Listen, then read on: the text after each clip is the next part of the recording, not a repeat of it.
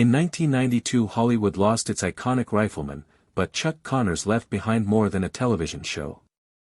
From his behind-the-scenes Cold War diplomatic work to explosive romances that almost destroyed his career, Connors had lived as exciting a life as any Western, and now, over 30 years later, the truth finally out about how a Brooklyn ballplayer became a Soviet hero, why his 3 marriages were scandalous, and what dark secret he took to his grave.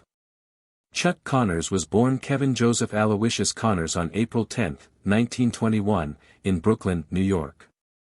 His parents, Marcella and Alan Connors, were Irish immigrants who struggled to provide for their family during the lean years of the Great Depression. His father was a longshoreman, and his mother found odd jobs whenever she could just to get by. Life in Brooklyn wasn't easy, yet it instilled in young Chuck the importance of perseverance, hard work, and determination.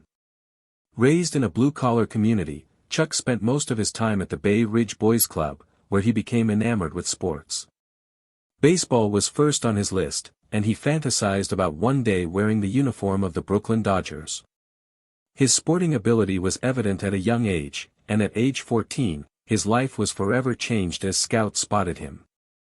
He was offered an athletic scholarship to Adelphi Academy, a Brooklyn private high school, a great opportunity for a kid from his background.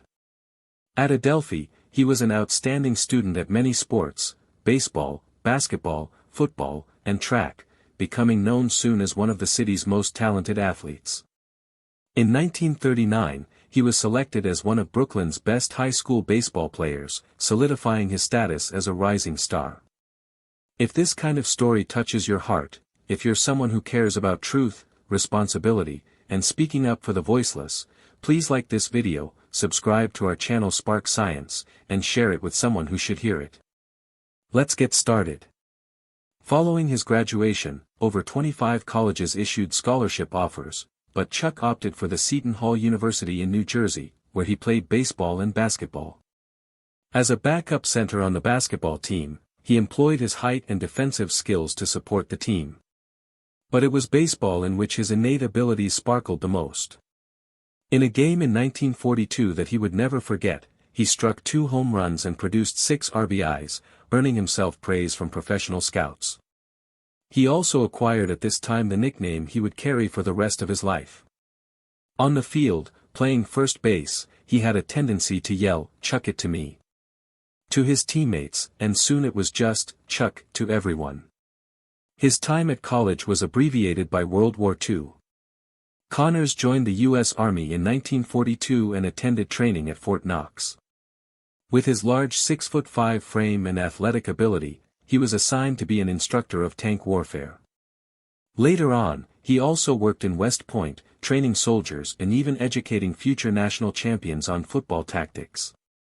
Chuck never strayed far from sports despite his military duties. At leisure times, he played semi-professional baseball in Brooklyn and also played in the American Basketball League. He was discharged 3 years later on honorable terms in 1946, ready to pursue his sporting ambitions once again. That same year, Connors joined the Boston Celtics during their inaugural NBA season, becoming one of the first professional basketball players in league history. Standing tall as a forward and center, he appeared in 49 games and averaged 4.5 points per match. His best performance came on December 13, 1946, when he scored 15 points in a hard-fought win against the Providence Steamrollers. But his basketball career was short-lived. By February of 1947, Connors departed the Celtics for baseball, a sport dearest to his heart. His breakthrough occurred on May 1, 1949, when he finally got to the majors with the Brooklyn Dodgers. Sadly, it was a rough beginning. He grounded into a double, and his one game was lost. Most would have quit, but not Chuck. He continued to work in the minor leagues, with teams such as the Montreal Royals, and in 1951, his perseverance finally paid off as he returned to the majors with the Chicago Cubs. He played 66 games, hit 2 classic home runs against the New York Giants, and recorded a respectable .239 batting average. Although he would never be a baseball legend, Connors had established himself as a top-level competitor. Fate was not to be denied.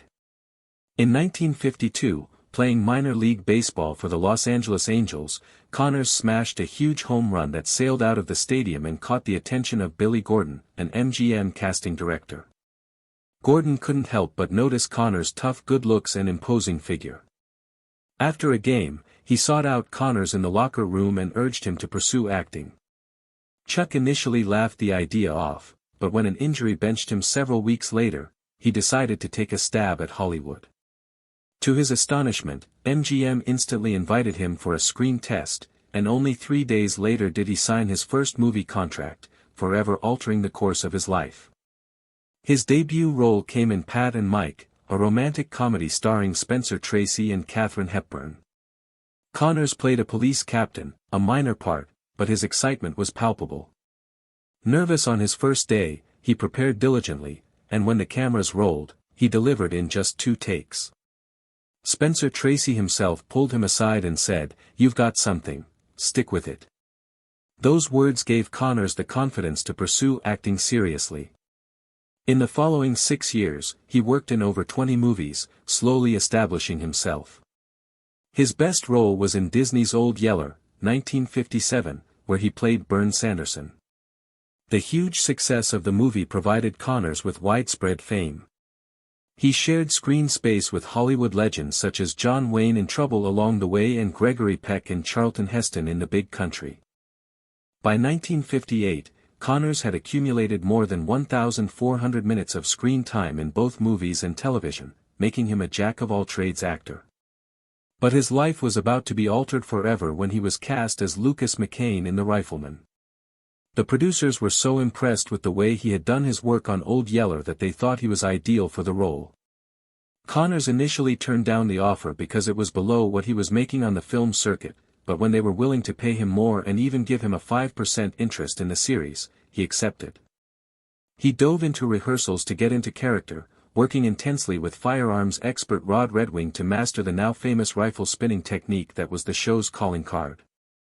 When The Rifleman first appeared on television screens on September 30, 1958, it was an instant hit with 14 million viewers.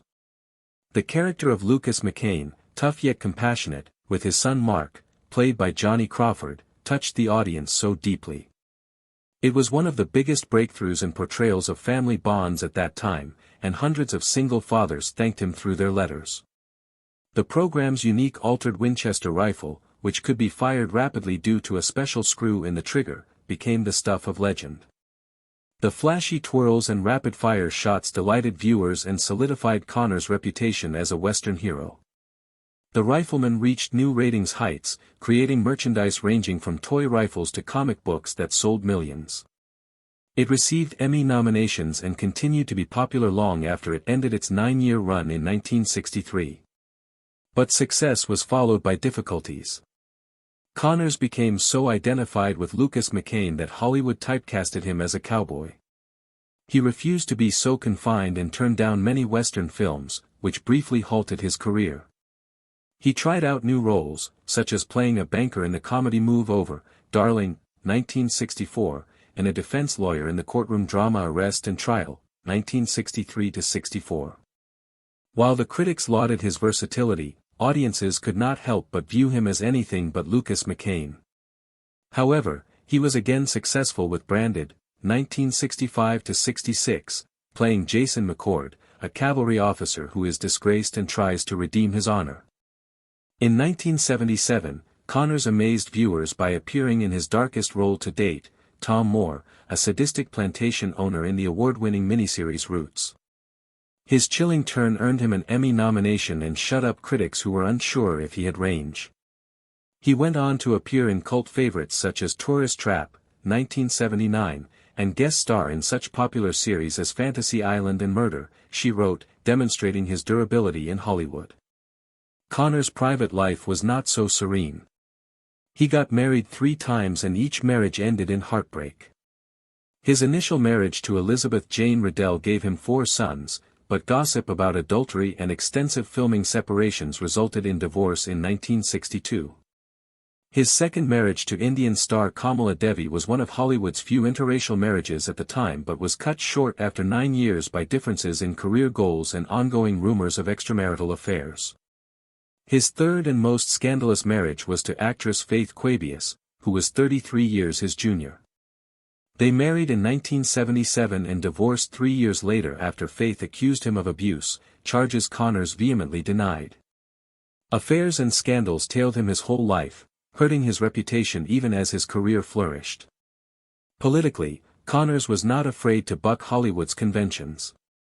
An ardent conservative, he publicly endorsed the Vietnam War and Republican presidential candidates like Barry Goldwater.